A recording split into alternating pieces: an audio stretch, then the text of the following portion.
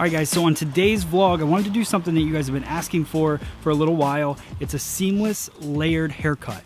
So what that really means to me is it's a 90-degree haircut, classic haircut from beauty school, but we're gonna go a little bit more modern with it. So we're gonna follow the head shape. That's what's gonna make it seamless because there'll be no weight lines within the haircut. This is our end result. So you can see there's a ton of layers in this haircut, but it lays nice and soft. You can't see any of the layers throughout the haircut. We cleaned up the perimeter dry, so there's a lot of cool techniques in this video, so I hope you guys like it. Let me know in the comments below. Here we go with our step-by-step. Thanks. Alright guys, so this is my standard sectioning breakdown for following the head shape and also all the different curves in the head. So we're going to go straight down the center, all the way down to the occipital bone, high occipital bone, and then down to behind the ear, following that occipital bone over.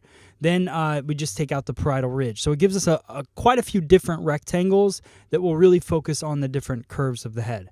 So now I'm going to go through, cut a nice, solid, blunt, horizontal line at 0 degrees elevation to begin the haircut. What this is going to do is give me a nice, strong baseline for the 90-degree haircut that we're going to go through and create. So just checking the lengths, make sure that we're good before we continue on the rest of the cut.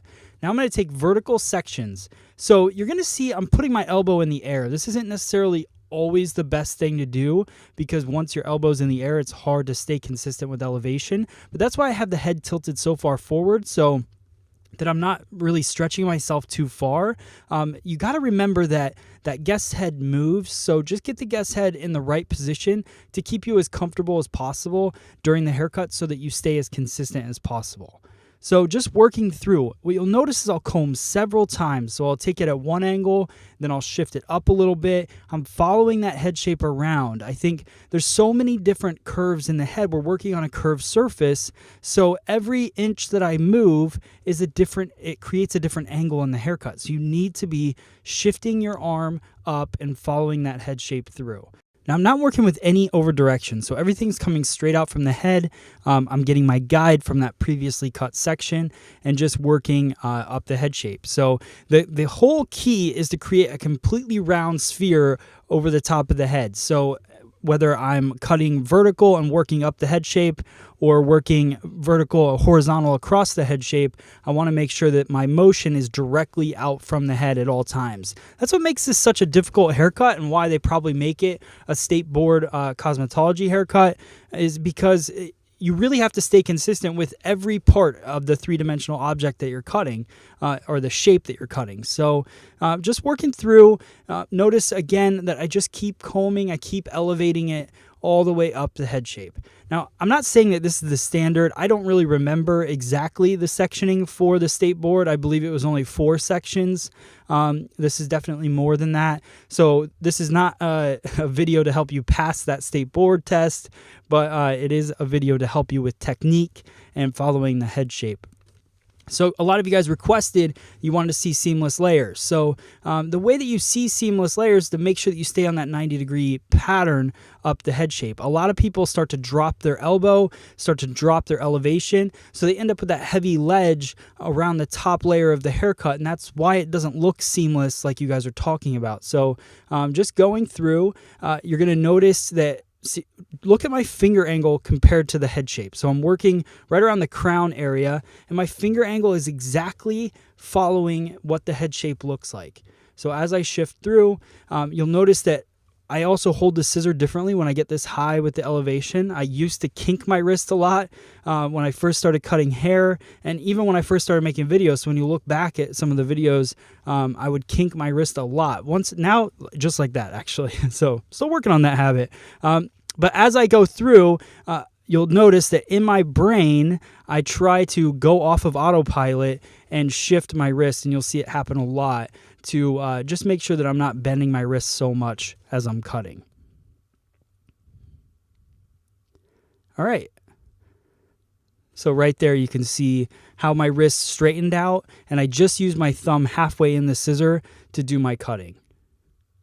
So again, overdirection straight out from the head, working that. You want to make sure that you don't overdirect too far, because that's going to totally throw off the entire shape. Because think about if I were to overdirect this back and push more weight and length forward, then the rest of the haircut's going to be messed up because I pushed that weight forward, so my guide's going to get longer and longer. So then all of a sudden you have one side of the haircut longer than the other one.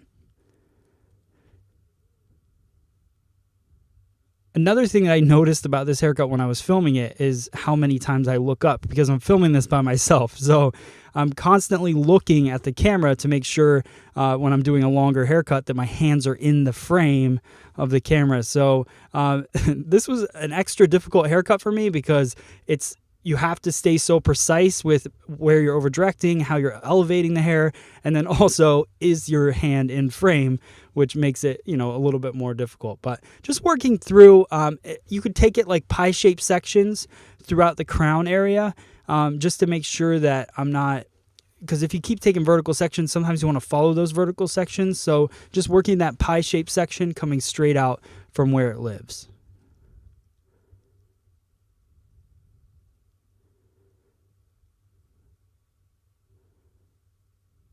Another thing I noticed that I think this is a good thing about filming yourself cutting hair, but that I really take strong partings. So on both sides of the section. So it's not like I'm just scooping up hair and pulling it to a guide, which is made up of a lot of different parts of the head. I really section off, I comb one side and then I comb the other side to make sure I get nice clean partings so that I get a nice clean guideline. I think a lot of people will throw together a lot of hair and it diffuses your guideline, so then you get lost in the haircut, but then you maybe you're running behind in the salon and then you just go ahead and cut it and then you don't get the result that you wanted. You want to make sure that if you stay clean with everything, it may seem like it takes longer, but you never have to go back and fix your mistakes. So just try to stay really clean with all of your sections. All right, so now I'm moving into the side panel of the haircut. I'm going to take my guide from the previously cut section. So all of that should be at 90 degrees. If you're not seeing that 90-degree angle, then I would definitely go back and check and figure out what happened. So I just use that 90-degree angle and I follow it up the head shape. So again, this is going to be about 3 different combs throughout the section. I don't even know if combs is a word, but whatever. So we're going through and I'm cutting and just combing, shifting up, taking off every one of those little corners. Those little corners that you see in that section, if you don't go through and elevate it all the way through, are what are going to be the weight line that you're going to see in the haircut. And that's why you don't get a seamless layer haircut, or why you get heavy parts of the cut that you're working on. Again, this is just straight out from the head, so no over direction within this part of the haircut.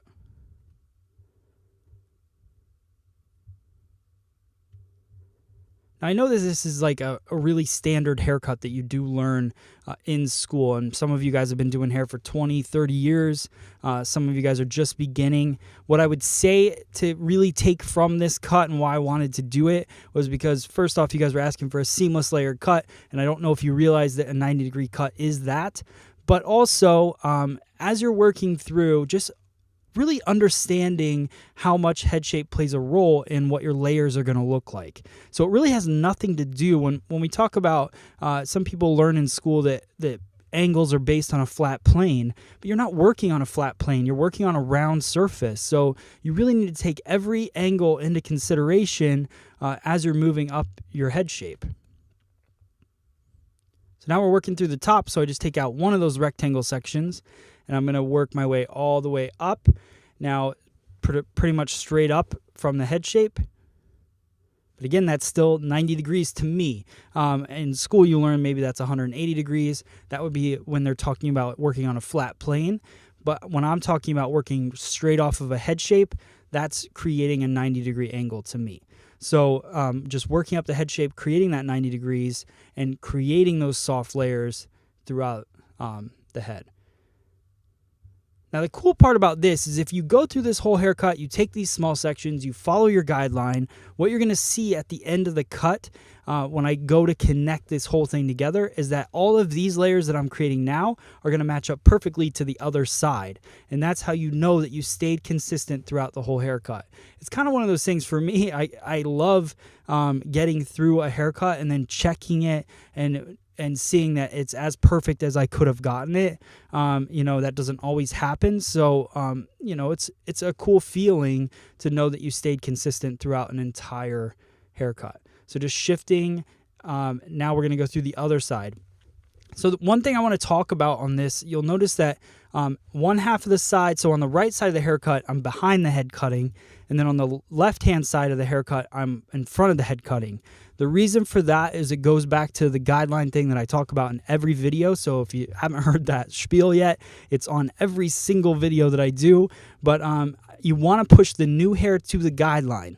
So my guideline is coming from the back. So I'm combing the hair from the front, pushing it to the guide in the back. I never want to pull my guide to the new hair, because if I pull my guide from where it lives, it becomes shorter and I will cut the hair shorter. You'll end up with a whole entire side of the haircut shorter. So just standing in front of the head keeps me consistent with my combing.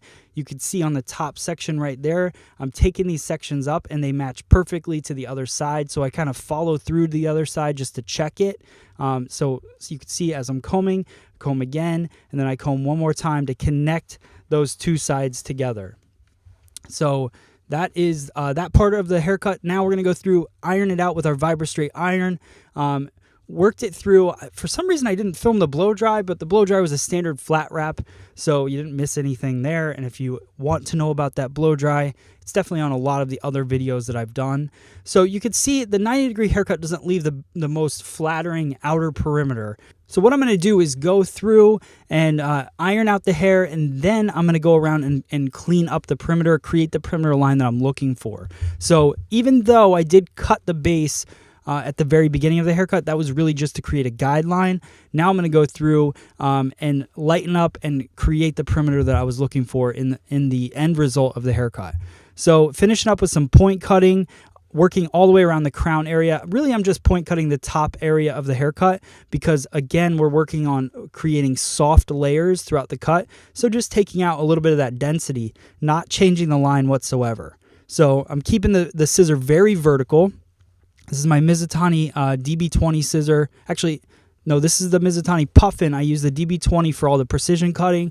Now I'm using my dry cutting scissor, which is the Mizutani Puffin 5.5 inch, which I really love a short blade on my dry cutting scissor.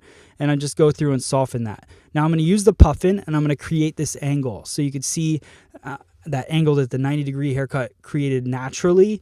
But now I want to go through and just soften it around the face. Just connecting those lines together. So I saw the point where I wanted to connect it in the back. So I just start using the tip of the scissor, going through and connecting those 2 points. Same thing in the back. So where it's soft from the layering, I wanted to have a little bit more of a blunt line. I love having nice solid blunt lines in a haircut as long as it doesn't look super heavy. So just go through using the point of the scissor, cleaning up that line to finish it off. And then the last thing that I'm going to do is take my clipper. This is the Andis Supra, I think it's ZR scissor that they sent to us, but I love it. It's cordless, so I use it a lot just for cleaning up. So I cut the entire perimeter with the scissor, but sometimes when I want a nice blunt line, I use the clipper just to fine-tune it a bit and create those nice hard lines throughout the outer perimeter of the haircut. All right, so that's the end result, guys. You can see it's seamless layers, no lines, great strong line in the outer perimeter that we created. Let me know in the comments below how long it's been since you guys have done a 90-degree haircut. Hope you enjoyed this one. All right, guys, if you like our 90-degree haircut, make sure you hit that like button, hit the share button. As always, I appreciate all of your guys' support. Check out everything we have to offer on freesaloneducation.com. Thanks for watching, guys. I'll see you on the next video.